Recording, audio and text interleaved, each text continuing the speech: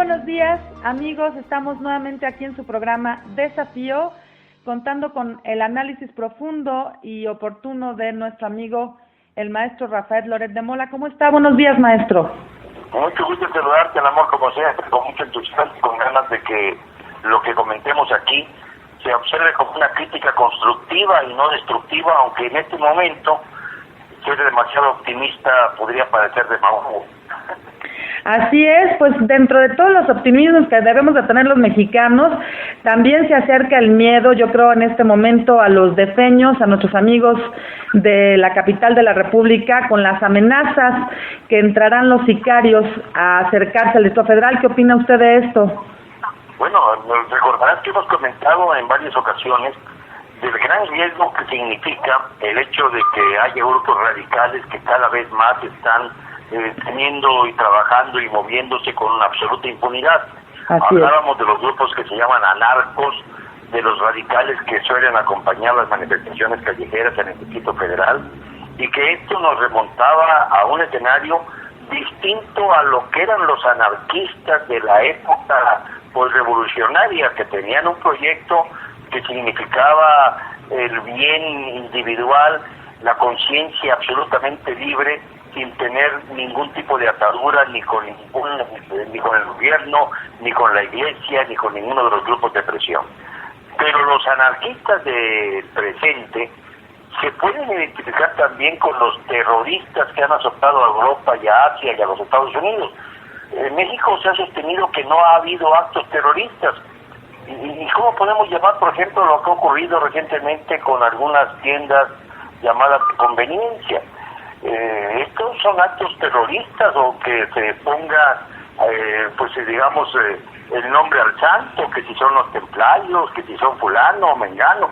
Pero en sí representan actos terroristas tan serios como los que cometieron los etarras, por ejemplo, en España, cuando atacaron un hipermercado, así se llamaba, en Barcelona, o cuando atacaron las plazas públicas, los bares en Madrid. Es muy parecido el movimiento, es muy parecida la actitud, además manejando siempre, y esto lo reitero, un lenguaje subversivo, socializante, en el sentido de que nosotros sí vamos a apoyar a la gente segregada a la que el gobierno no le ha hecho caso a través de los tiempos. Esto es bastante peligroso, sobre todo porque ahora comienzan a haber amenazas, como también comentamos hace unos días, en el sentido de que parece que la idea es ir asfixiando al Distrito Federal para poder entrar a la capital de la República y comenzar a cometerse estos actos anarquistas, terroristas o como queramos llamarles, que pueden cabeza a la sociedad metropolitana. Si hablábamos el día de ayer del famoso canal de las drogas que podría extenderse de Tamaulipas a Michoacán, es lógico que podamos entender que puede haber un brazo de estos poderosos cárteles, tanto el del Golfo como la Confederación de Sinaloa, que pudiera llegar a la Ciudad de México. De hecho, cuando empezaron los cadáveres en Monterrey y en otras partes del país, hubo un incidente en el que en la Ciudad de México, en las afueras, más bien todavía en el Estado de México, por ahí por el rumbo de Naucalpan, hubo un colgado ahí de un puente peatonal, y esto parecía indicar que por ahí se iban a ir los narcotraficantes, es decir, por el hecho de sembrar terror, el hecho de que la ciudadanía estuviera completamente atemorizada frente a lo desconocido. Sin embargo, no se dio tal circunstancia, no se dio tal condición. De repente la Ciudad de México comenzó a ser, aunque parezca increíble, después de haber sido la ciudad con más violencia en el país, exceptuando Ciudad Juárez, se convirtió en la ciudad en donde menos delitos se cometen en relación con la población, es decir, menos delitos por cada 100,000 habitantes, que es como se mide más o menos. Así es, a proporción. El número de homicidios. Y bajó considerablemente la tasa, al grado tal de que la Ciudad de México se ubica ya más bien en un promedio en la tabla mediano, es decir, a la mitad de la tabla. Así es. Esto significa que por alguna circunstancia dejaron a un lado a la Ciudad de México, que ya no era el paso conveniente para los narcotraficantes, que no les convenía al interior de la capital del país, porque no tenían salidas fáciles. Era muy fácil detectarlos y detenerlos y ubicarlos. Por eso dejaron a un lado la Ciudad de México, pero ahora vienen las amenazas. Y las amenazas se pueden concretar no en actitudes de enfrentamientos callejeros entre grupos de narcotraficantes y el ejército o la marina, sino más bien anarquistas, como queramos llamarle, que podamos observar en distintos centros comerciales, en distintos sitios en donde hay concentración de población. Esto es lo que es peligroso para el Distrito Federal. Claro que Me parece que por ahí van a comenzar estos individuos a tratar de desestabilizar por completo a la capital del país, como ya están anunciando, lo que me pone francamente en alerta, la Mora. Hay que estar alerta y bueno, se siguen dando también y está como punto también en la mira a la Conte para tomar de nuevo el Monumento de la Revolución. Esto también pues está... ¿Ya extendieron otra vez, la Mora? ¿Qué tal? Un suspiro, un supuesto acuerdo con el gobierno del Distrito Federal.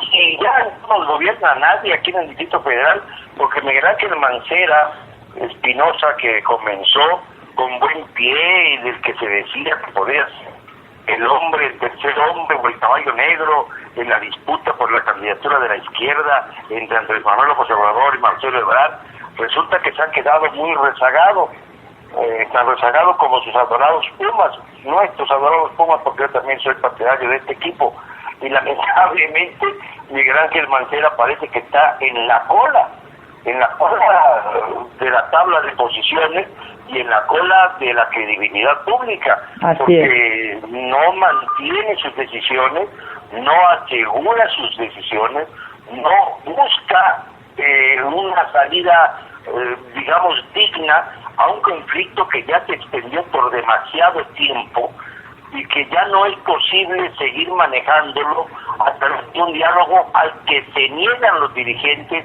de la Coordinadora Nacional de Trabajadores de la Educación. Así es. Yo creyera que los líderes de la CENTE están dispuestos a dialogar con el propósito de que cada una de las partes tome condiciones y acepte concesiones de una y otra parte. Es la única manera en que un diálogo puede fructificar. Pues entonces estaríamos insistiendo en que volvieran a la mesa del diálogo, pero son los mismos dirigentes de la gente los que no quieren hablar de este tema, no quieren debatir, simplemente quieren protestar, simplemente quieren mover a sus maestros para que continúen afectando la vida de miles y millones de escolapios en todo el país y además la vida urbana de la capital del país.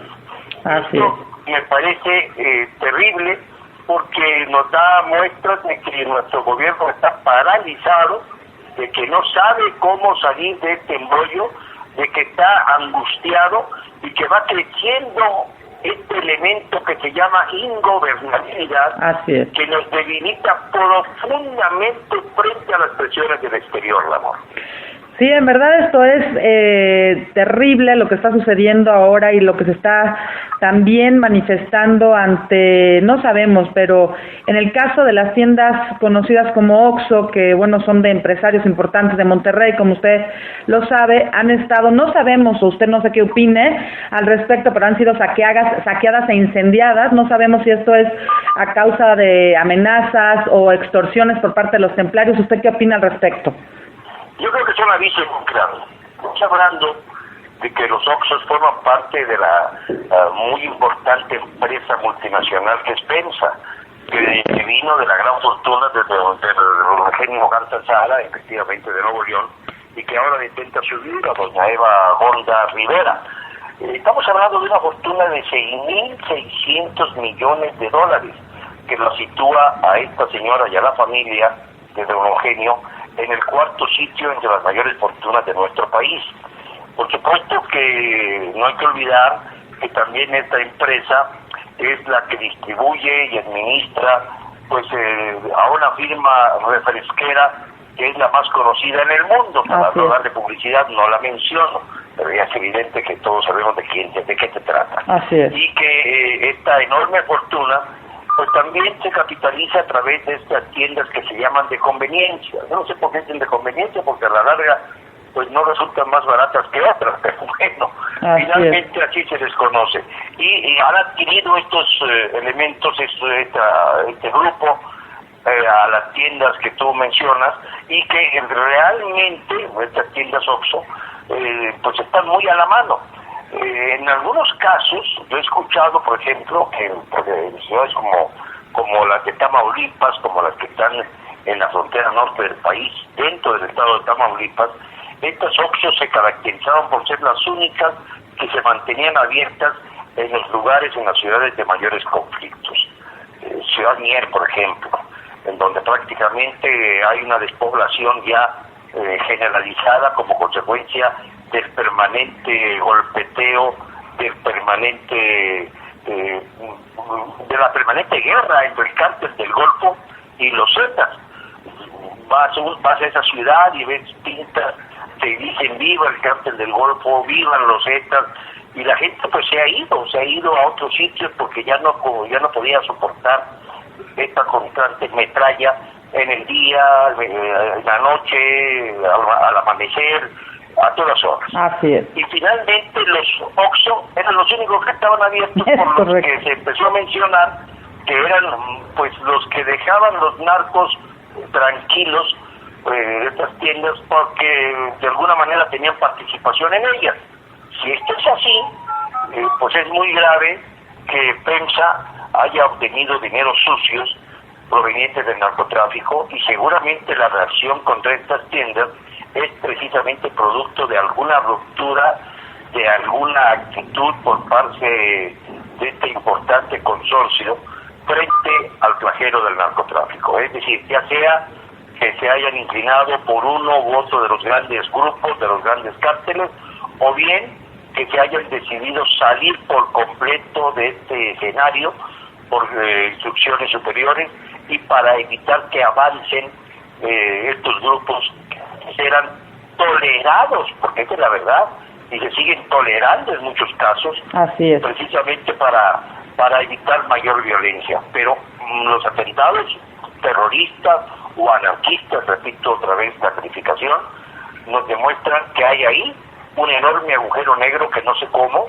se va a poder cubrir.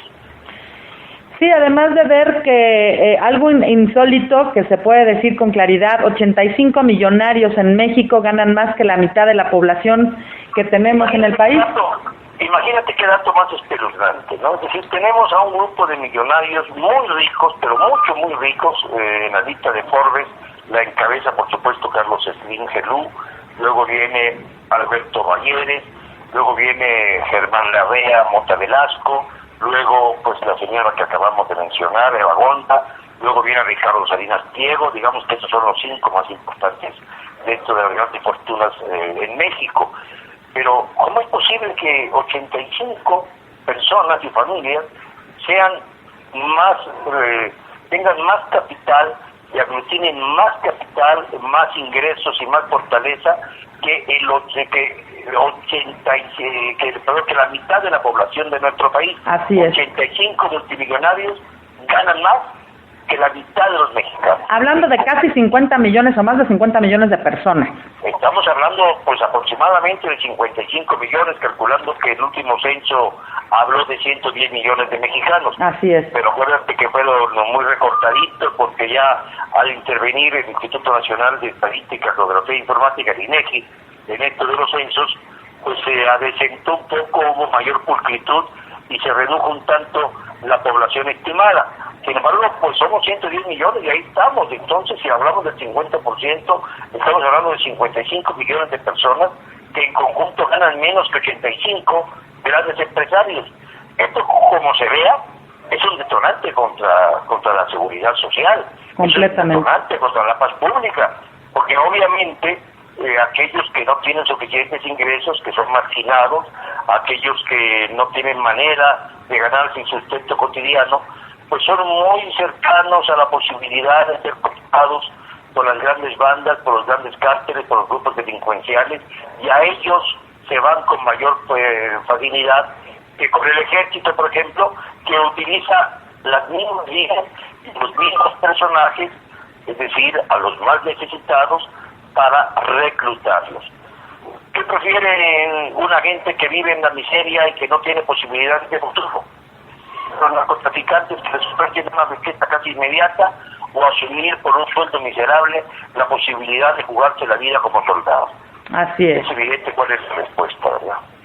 Así es, maestro. Y bueno, seguimos en el caso del Vaticano, pero ahora con las preferencias sexuales que están de moda no solo en el mundo, también ahí el caso gay en el Vaticano. ¿Usted qué opina sobre estas nuevas facetas que está viviendo? A mí me parece extraordinario que el Papa Francisco, por primera vez en la historia del Vaticano, de la Santa Sede, como queramos llamarlo, a los eclesiásticos no les gusta, sino de Santa Sede, porque piensan que con esto se reduce la condición del Papa como jefe de Estado, y por eso prefieren referirse al Estado Vaticano, que sea el más pequeño del mundo, pero con una enorme influencia y con una enorme riqueza.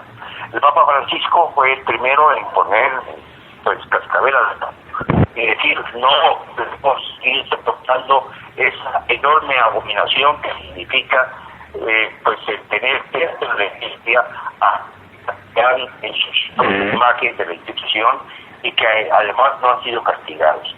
Esto es muy sencillo de resolver, el amor. Es muy fácil de resolver. Simple y sencillamente a los sacerdotes, a los obispos, a los Estamos teniendo problemas con la señal. ¿Ahí estamos? Sí. Continuamos, maestro, no, sí. Yo les digo, si me escuchan. ¿Hola? ¿No? No, está. ¿Cómo? Continuamos. Pensé yo que la forma de resolver este problema es que a los sacerdotes, a los obispos y a los cardenales se les trate con el mismo rigor. Fíjate que hace algún tiempo, 2 o 3 años, cuando el obispo de Catepec, entonces obispo, se está cortando. Muy lejano, hubiera tenido muchísimo. Vamos a continuar. ¿Me escucha bien? Yo lo escucho perfectamente. Ok, si puede ponerse pegado más a una ventana o algo que nos pueda dar una mejor señal. Ok, continuamos, maestro, por favor. Bueno, entonces te decía yo que en este aspecto, pues es muy importante que el Papa Francisco no se quede en las palabras, que actúe, que le pida al mundo, no le brinden, es casi como a un asesinato. Así es. Así debe regularse. Así es, pues de la misma manera como proceden los derechos humanos. Y por otro lado, ya hablando del clima en el mundo, las grietas de la atmósfera que aparecen. Bueno, lo que pasa es que es evidente que ha habido ya un cambio climático, ¿no? Hablando del carácter de los seres humanos, porque es obvio que cuando cambia el clima, cuando tienes frío, pues te abrigas, cuando tienes calor, te desayunas. Pero en estos momentos, no sabes qué es lo que vas a esperar durante el día. Estás en un estado estás inquieto, estás molesto, y esto se refleja en todo el planeta. Ha habido temperaturas récord en el noreste del continente, es decir, la parte del norte de los Estados Unidos y del sur de Canadá, en donde se han alcanzado temperaturas insólitas de menos 30 grados centígrados. Sí. Esto es algo que parece increíble. Ha habido nevadas también, en donde nunca había ni siquiera sentido un poco de frío la población, como es en el caso de África. Ha habido grandes desbordamientos de ríos, inundaciones en Europa. Lo que nos ha pasado a los mexicanos no es parte de la casualidad, sino que es consecuencia también de estos cambios más graves, las catástrofes naturales, y menos la capacidad de reacción de nuestro gobierno frente a cuestiones como la famosa tormenta tropical Miguel o el huracán Ingrid, que prácticamente destruyeron nuestras costas el año pasado. ¿Qué va a pasar en el 2014? Porque van a haber más huracanes, que van a haber más tormentas tropicales y que estamos menos preparados para recibirlos, aunque la cultura de la catástrofe en nuestro país, pero se nos olvida pronto. Por ejemplo, cuando ocurrieron los terremotos de 1985, miles y miles de familias se fueron del Distrito Federal a Teporizada. Y miles de familias ya regresaron al Distrito Federal el 90%. Se nos olvidó que puede ocurrir una catástrofe similar a la de 1985 y que además va a ser con consecuencias aún más graves, porque si me pongo a revisar algunas colonias, por ejemplo aquí en áreas del norte de México, nos damos cuenta de que los grandes capitales que provienen sobre todo de España y de la colonia israelita están invirtiendo millonadas en edificios altísimos que probablemente tienen un terremoto característico de 1985 de casi 8 puntos en la escala Richter. Esto es parte también del descuido gubernamental, de la corrupción política, del mal gobierno, un gobierno irresponsable que ha estado girando licencias por todas partes sin percatarse en el enorme riesgo de que están poniendo a las humanas en la metrópoli. Sí, finalmente esperando que la sociedad mexicana, como siempre, salga al quite y resuelva como emergente estas situaciones de humanidad que se le llaman en su momento, maestro. Pues sí, serán los pocos mexicanos siendo más eficaz en su reacción que el gobierno de México, como ocurrió en el 85, cuando el gobierno de la cuando fijaron el plan de NPS y el ejército comenzó a tomar el control de la situación. Ya era tarde porque ya la gente estaba trabajando en los escombros, escarbando, tratando de rescatar a las víctimas, y esto nos hace ver pues la identidad, la vulnerabilidad en la que estamos todos los mexicanos. Es correcto. Y ya para terminar con este poco tiempo que nos queda, ya viene la época de carnavales, y entre ellos pues tenemos el carnaval de los gobernadores. Amor a este tema, porque ¿qué ha pasado con la famosa Conferencia Nacional de Gobernadores, la CONAGO? Era un contrapeso importante durante los gobiernos panistas, los gobernadores eran de extracción priista. Una vez que hubo la alternancia a favor del PRI, entonces estos elementos, estos gobernadores comenzaron a retraerse. La CONAGO no sirve para nada. Y es el momento también de que alguien empiece a expresar que es necesario reconstruirla, renovarla y hacerla presente en las grandes decisiones nacionales. Ahora se puesto de acuerdo para tratar de evitar lo que ellos llaman la operación cucaracha, que consistiría en que poco a poco los narcotraficantes de Michoacán vayan cruzando los límites de las entidades limítrofes y lógicamente armando grupos de violencia en todas estas entidades y en las más cercanas. No descarto la posibilidad de que lleguen a Morelos o a Puebla, por supuesto, que no sean entidades limítrofes de Michoacán, pero que obviamente están cerca de la zona de mayor conflicto, y entre los que sí están cerca pues está Jalisco, está Colima, está Guanajuato, que son entidades, está el Estado de México incluso, que son entidades que pueden ser fácilmente infiltradas por el narcotráfico, en donde de hecho ya funcionan varios cárteles del narcotráfico, en esto que yo he llamado el canal de la droga, que va de Michoacán a Tamaulipas, recorriendo una enorme cantidad de entidades del país, digamos 1/3 de entidades del país.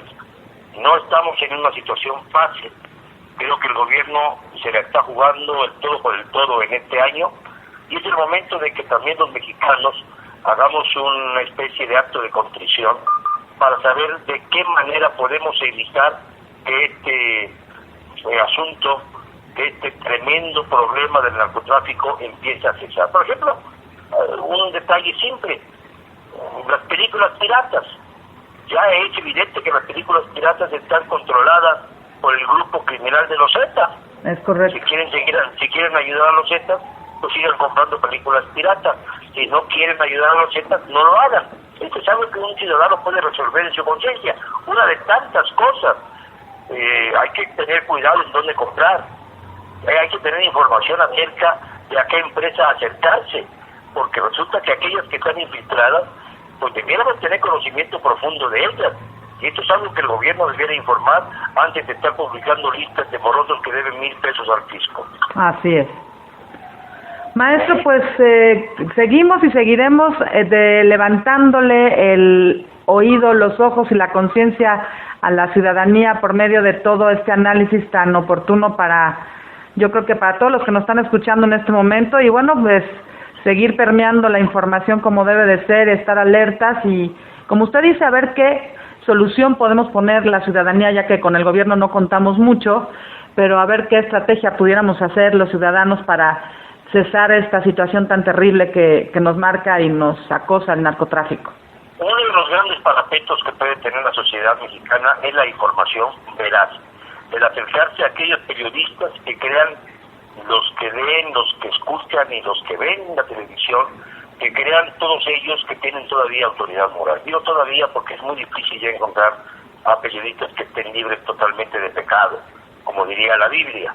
Pero de cualquier manera los hay, y hay que saberlos encontrar y hay que saberlos seguir, escuchar, buscar la información que a lo mejor no está en los periódicos, que a lo mejor no está en la televisión o en el radio, pero que puede captarse a través de espacios de libertad como este que estamos tratando de inaugurar, el amor, no solamente en Radio 5 Morelos, sino también a través de las redes sociales que tienen cada vez una mayor importancia. Así es, y sobre todo también comunicarle a todo nuestro público cuándo tenemos próxima fecha de presentación del Despeñadero, aprovechando que estamos aquí transmitiendo en este momento y pudiéramos invitar a nuestro público. No sé en qué estado estará próximamente, maestro. Bueno, en este momento no tengo alguna fecha específica. Estaré en Tlaxcala, pero no presentando Despeñadero, renovando la conferencia dentro de unos días. Luego pues nos iremos a algunas otras partes del país. Tengo una invitación para ir a Colima, ahí podré presentar Despeñadero, pero está un poquito lejos. Si es que nos dejan los narcos que como cucarachas van pasando de Michoacán a Colima, pero intentaremos que si podamos llegar a Colima y trataremos también de ir a Querétaro en fecha próxima. Bueno, pues quien quiera adquirir el libro El Despeñadero, pues estamos aquí en contacto en las redes sociales, donde les podemos contestar, por supuesto, sus preguntas, y si en algún estado de la República tiene el interés de hacer esta presentación, yo se las recomiendo muchísimo, es muy interesante, hay mucho que aprender y mucho que leer sobre todo este recorrido que han hecho nuestros partidos y la vida de la presidencia y de mucho Despeñadero. Fíjate una cosa, el amor, que ahora que he releído un poquito Despeñadero, que salió ya hace algunos meses en México, me doy cuenta de lo que dice este libro, pues se está cumpliendo en la realidad que estamos tratando ahora los mexicanos, y que puede seguir cumpliendo, no porque yo desee que así sea. Yo di una alerta, di una llamada de atención, un bocinazo, algunos me escucharon, otros desgraciadamente no, y pues las cosas desgraciadamente se van confirmando, no porque yo sea divino, sino porque he tratado de analizar por un ejercicio de perspectiva las cosas que están ocurriendo en nuestro país. No hay nada que yo desee más que volvamos a un escenario de tranquilidad, de paz social, en donde el trabajo esté asegurado, donde la salud de los esté también, donde la alimentación se distribuya correctamente de manera equitativa también, ¿no? Claro. Equitativa a todos los mexicanos. Este será, digamos, el objetivo principal que debemos buscar todos nosotros. Así es, ese es el trabajo y eso es precisamente el ejercicio que hacemos en conjunto. Yo en lo personal le agradezco como siempre todas las mañanas que usted apoya a la información clara y precisa, sobre todo en este análisis. Bueno, a mí me entusiasma muchísimo esta posibilidad y esperamos seguir en contacto el día de mañana. Por supuesto que sí, maestro, muchísimas gracias, le deseo un excelente día, bonito miércoles para todos. Esto fue Desafío.